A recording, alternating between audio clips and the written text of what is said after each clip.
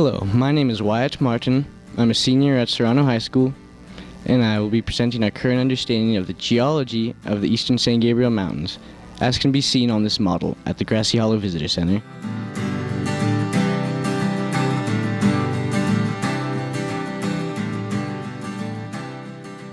Let's become familiar with some important landforms and locations.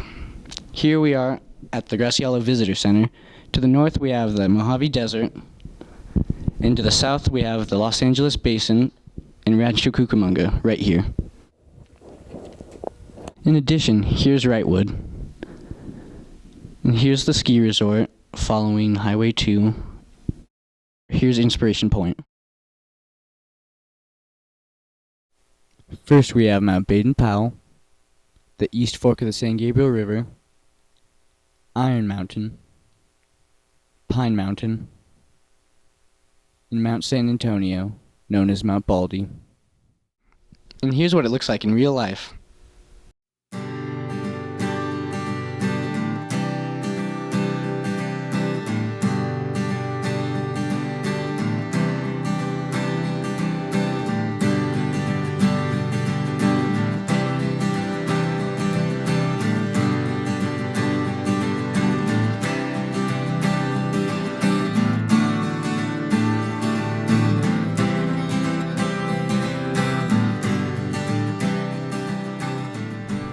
One of the most obvious characteristics of this model is its color.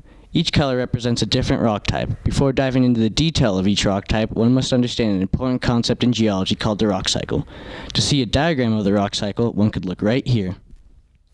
Here on the corner of this model is a small picture describing the rock cycle. The main idea is that there are three general types of rocks: igneous, sedimentary, and metamorphic.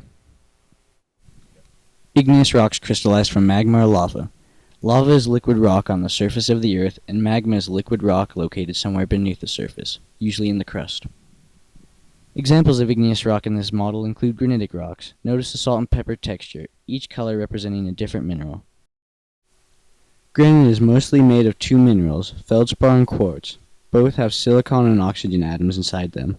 In fact, there is more oxygen in the rocks than there is in the air we breathe. Granitic rocks are represented by the color red,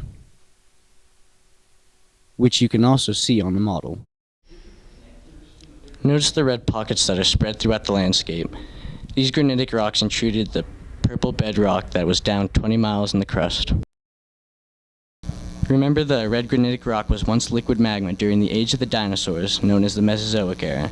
This liquid magma intrudes the country bedrock, feeding a volcanic system 20 miles on the Earth's surface. Lava erupts onto the surface where we speculate dinosaurs were roaming around.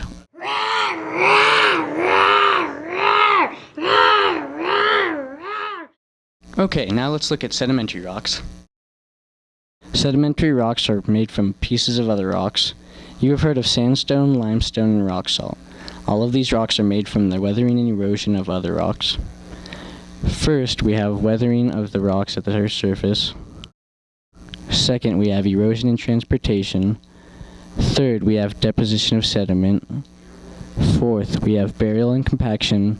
And finally, with step 5, we have sedimentary rocks. The yellow color in this model represents young wash deposits, which were deposited in the last 10,000 years. They include loose boulders, cobbles, pebbles, sand, and mud. The brown color represents the Cajon Valley Formation, which is also known as the Mormon Rocks. These were deposited in the early to mid-Miocene, 17 to 12.7 million years ago. They are sandstones and conglomerates that were eroded from mountains in the direction of Hesperia, but are no longer in existence.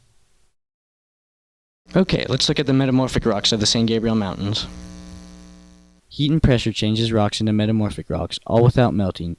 Granite is an igneous rock, but it can be changed into a metamorphic rock called gneiss if enough heat and pressure is applied. Gneiss is seen on the model as the color purple. Here's that purple gneiss on the model.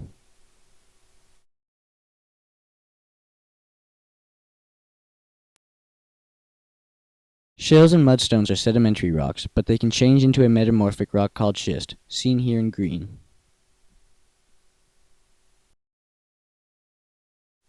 Limestone is a sedimentary rock, but it can change into a metamorphic rock called marble, shown here in light blue.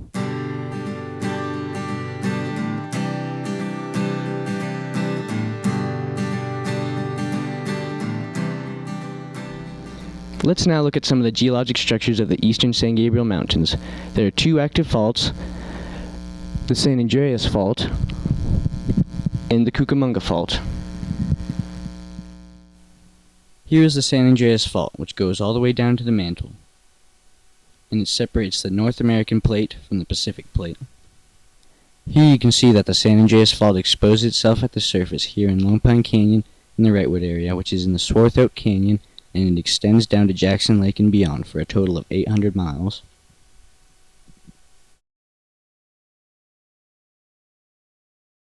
Here's the Cucamonga Thrust Fault, which dives beneath the crust and uplifts the eastern San Gabriel Mountains.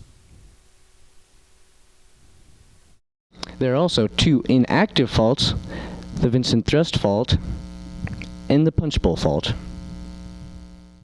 Here's the Vincent Thrust Fault on the edge of Mount Baldy as shown on the model. This is what it looks like from Inspiration Point.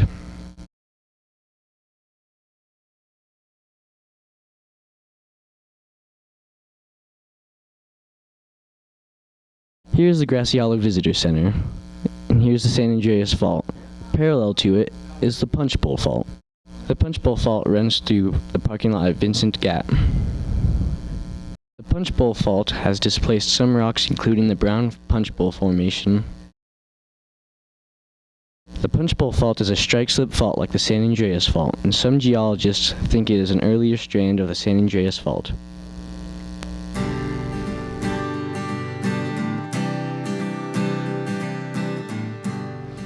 Now let's look at the geologic timeline. Over here we have the formation of the Earth 4.5 billion years ago. We have Pangea, and finally, in the last eighth of an inch, or roughly 5 million years ago, the uplift of the San Gabriel Mountains. As you can see on the geologic timeline, the uplift of the eastern San Gabriel Mountains is a recent event, and it's still occurring today. In a few million years, these mountains will rival the Alps and maybe even the Himalayas in height.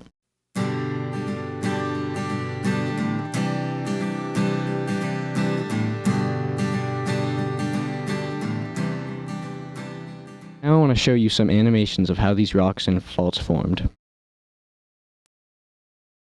Here is North America breaking away from Pangea. This event occurred from 200 million years ago until the present day.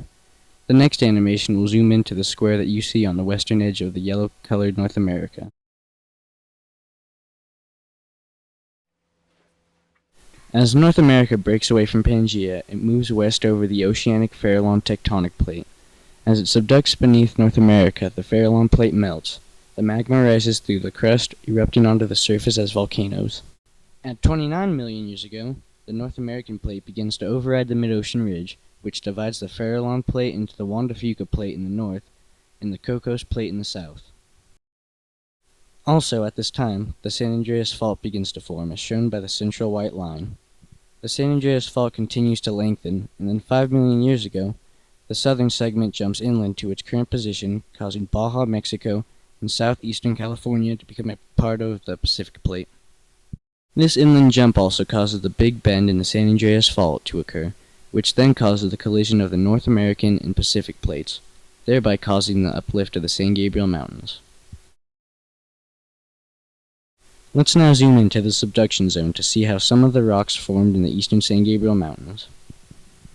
In this animation, we see eroded sediments from North America filling the deep-sea trench. Some of these sediments subduct with the Farallon Plate beneath North America. Eventually, these sediments metamorphose into the green-colored Pelona schist. At the same time, the Farallon Plate melts, and the resulting magma intrudes the purple-colored gneiss, which was already there. During the subduction process, the Vincent Thrust Fault caused the Pelona schist to move with respect to the purple gneiss. Eventually, subduction stopped and the San Andreas Fault moved inland. This formed the Big Bend in southern California, which caused the Cucamonga Fault to uplift the San Gabriel Mountains up into their current position. This process exposed the local mountains to weathering and erosion, forming the landscapes we see on the model.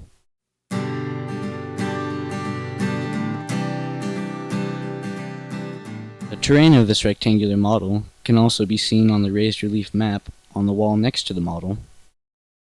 If you're curious on how this model was made, you could look at this pamphlet attached by a chain.